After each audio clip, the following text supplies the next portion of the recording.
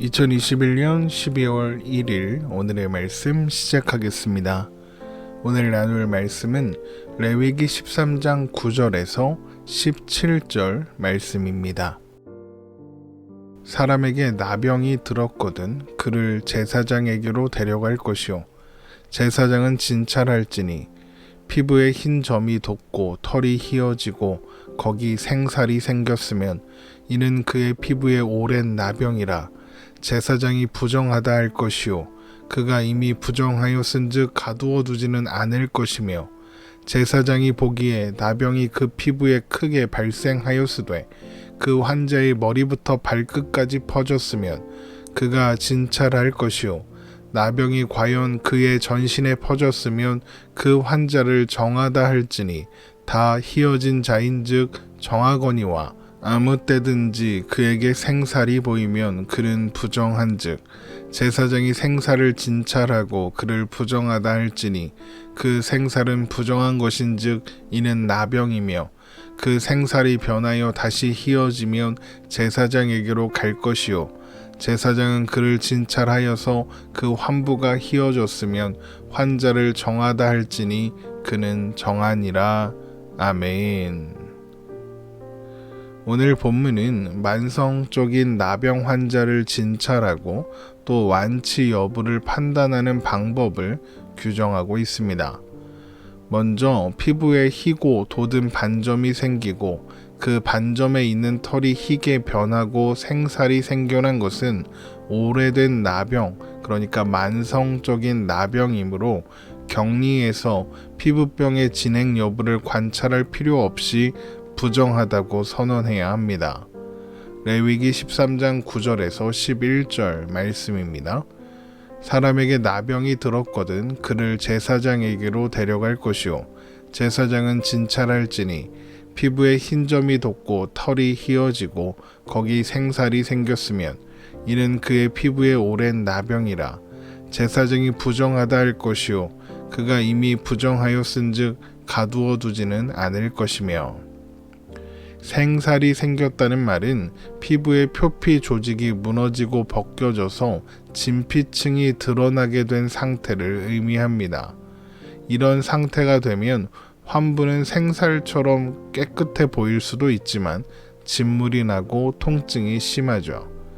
그런데 제사장이 보기에 전신에 나병이 퍼져 하얗게 변했지만 생살이 드러나지 않았다면 정결합니다. 레위기 13장 12절에서 17절 말씀입니다.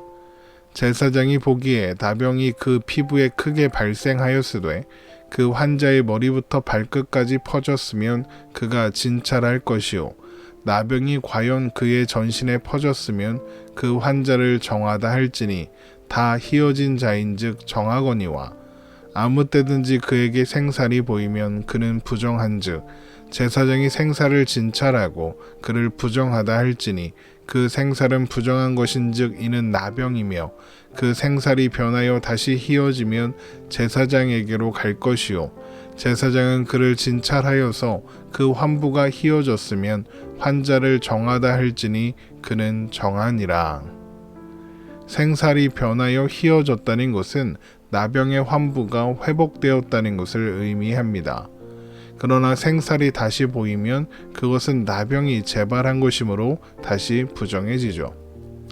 오늘 본문의 말씀에서 흥미로운 것은 나병이 머리부터 발끝까지 전신에 퍼졌음에도 불구하고 생살이 사라지고 피부가 희게 변하면 정하다 이렇게 선언한다는 것입니다. 만약에 환자의 병이 한센병이었다면 치유되었다 하더라도 신체적인 변형이 있을 수밖에 없겠죠. 또한 한센병이 아니었다 해도 그의 준하는 심각한 피부병이 전신에 퍼졌었다면 그것이 회복된 후에도 피부에는 그 상흔이 흔적이 온몸에 남을 수밖에 없습니다. 그러나 그는 정하다고 선언되는 것입니다. 이것이 바로 흥미로운 지점입니다. 이것은 단순히 병에서 나았다 선언 그 이상의 의미를 갖고 있기 때문이죠. 나병으로 인해 부정해진 사람이 어떻게 됩니까? 진영 밖으로 나가서 혼자 살아야 합니다. 그런데 그것이 무엇을 의미한다고 했죠? 하나님 없는 상태로 사는 것을 의미한다고 했습니다. 그러나 병이 나은 사람은 정하며 그는 다시 진영 안으로, 하나님의 임재 안으로, 하나님의 통치 안으로 돌아올 수 있게 되는 것입니다. 그러니까 정하다는 선언은 그가 다시 하나님의 임재 안으로 들어갈 수 있게 되었다는 선언이 되는 것이죠. 그런데 이때 그에게 남아있는 흔적, 흉터는 고려되지 않습니다. 그에게 나병을 앓았던 흉터가 있다고 해서 하나님의 임재 안으로 들어가는 일에 제약을 받지 않는 것입니다. 그에게 아무리 큰 흉터가 남아있다 하더라도 다른 하나님의 백성들과 함께 살아갈 수 있고 또한 성막으로 나아가 하나님 앞에 설 수 있는 것입니다. 비록 우리는 전신에 그런 식의 나병이 퍼진 적은 없습니다. 그러나 우리 또한 전신에 나병이 퍼진 것처럼 우리의 몸과 마음과 영혼을 완전한 죄악이 뒤덮었습니다. 우리는 죄악으로 가득한 존재였습니다. 우리 존재 구석구석이 마치 전신에 나병이 퍼져 있는 것처럼 죄악으로 가득했습니다. 비록 우리의 피부는 정상적으로 보일지 모르지만 우리 영혼에는 나병 환자의 생살에서 흐르는 냄새나는 진물이 가득했습니다. 바울은 그런 우리 존재의 상태를 이렇게 묘사했습니다. 로마서 3장 10절에서 18절 말씀입니다. 기록된 바 의인은 없나니 하나도 없으며 깨닫는 자도 없고 하나님을 찾는 자도 없고 다 치우쳐 함께 무익하게 되고 선을 행하는 자는 없나니 하나도 없도다. 그들의 목구멍은 열린 무덤이요 그 혀로는 속임을 일삼으며 그 입술에는 독사의 독이 있고 그 입에는 저주와 악독이 가득하고 그 발은 피 흘린 데 빠른지라. 파멸과 고생이 그 길에 있어 평강의 길을 알지 못하였고 그들의 눈앞에 하나님을 두려워함이 없느니라 함과 같으니라. 우리는 저주와 악독이 가득한 독사의 독 같으며 열린 무덤 같은 죄인들이었습니다.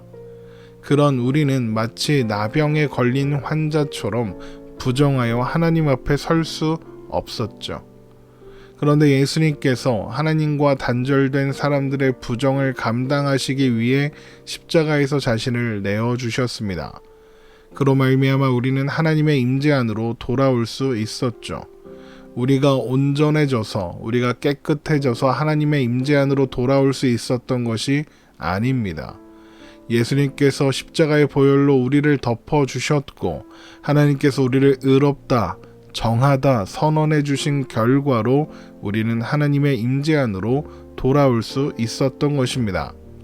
마치 나병의 흔적이 온몸에 남아 있지만 하나님께서 그를 정하다 선언하심으로써 그를 하나님의 백성으로 회복시키고 하나님의 백성이 누리는 모든 지위와 권리를 회복할 수 있었던 것처럼 말입니다.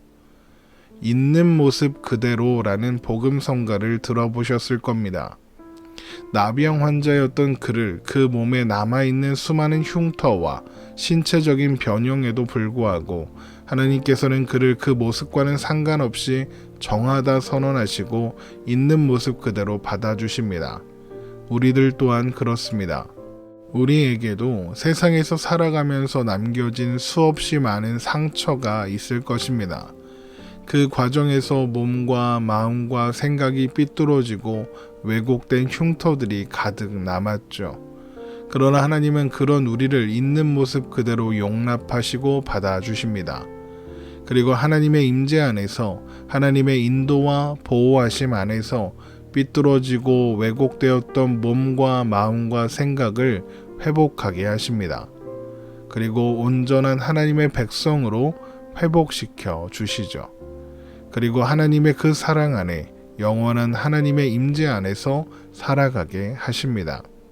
이렇게 우리 안에 있었던 상처 그리고 남아있는 흉터는 하나님 앞에서 더 이상 아무것도 아닙니다. 하나님은 우리를 있는 모습 그대로 받아주셨습니다. 그래서 우리는 우리의 상처, 아픔 그리고 남아있는 흉터를 하나님 앞에 있는 모습 그대로 내려놓고 하나님의 임재 안에서 참된 기쁨과 평화를 누리며 오늘을 살아갈 수 있는 것입니다. 오늘 말씀 이렇게 마치겠습니다. 오늘도 주님 안에서 평안한 하루 되시기를 주님의 이름으로 축원합니다.